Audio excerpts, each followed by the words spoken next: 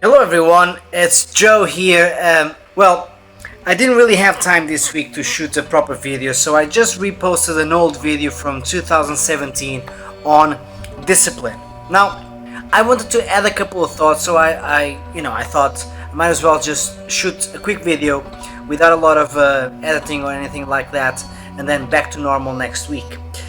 One thing that I know about being a father now for more than 3 years, which is not a long time obviously, is that children have a reason behind why they throw a tantrum, for example, or why they get upset. It's not just because they're trying to annoy you. There is something that they want, or think they want, or feel like they should have, and it is our role as parents and educators to really pay attention to what those wants and needs are. Look, for all intents and purposes, some of those needs and wants might be valid.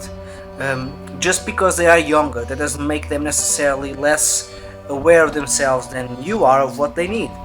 The issue for them is mainly that they struggle to communicate those needs and wants. But let me give you an example. And I'm not trying to make a video on how great I am as a father or this or that. I'm not. I have tremendous flaws and I'm learning every day on the job exactly as you are if you are a parent.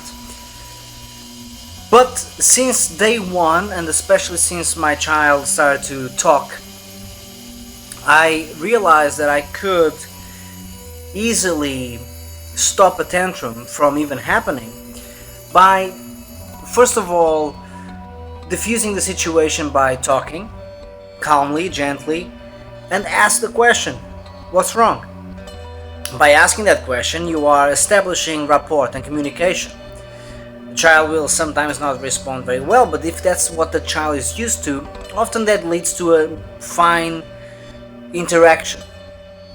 They feel heard, they feel like you're curious about what's upsetting them, and then I avoid a lot of there sort of speeches. I just try to find out first of all what's wrong. And sometimes that happens, we end up realizing that there is nothing necessarily wrong, or that there was a reason for why I made the decision that I made, and I wasn't trying to upset him. So I explain why I made that decision.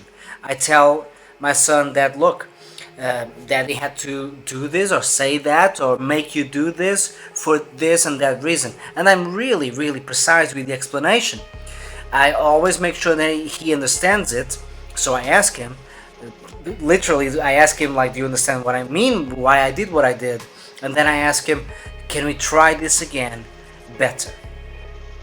Right? So just the other day, of course my son is 3 years old. He gets frustrated, he gets upset. Sometimes he wants to do things he can't do, or they're dangerous, whatever. And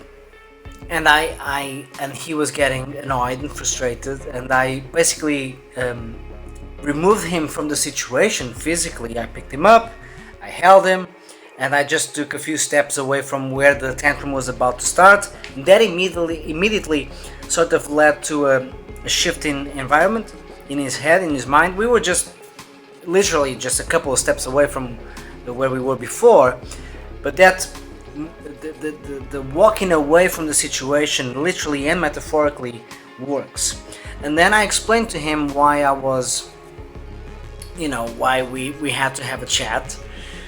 And then I asked him, and this is like a 1-2 minute long conversation. It's not some sort of like a lecture. And at the end I asked him, like, if he wanted to go back to where we were and try again, and try to avoid now what made us have that conversation. Of course I didn't phrase it like this, but he understood what I meant. He confirmed that he would like to go back and try again. He knew that there was one thing that he couldn't do, which in this case was to stand on a wet bench, because it was quite slippery. He was trying to do that because he saw that as a puddle, the drill.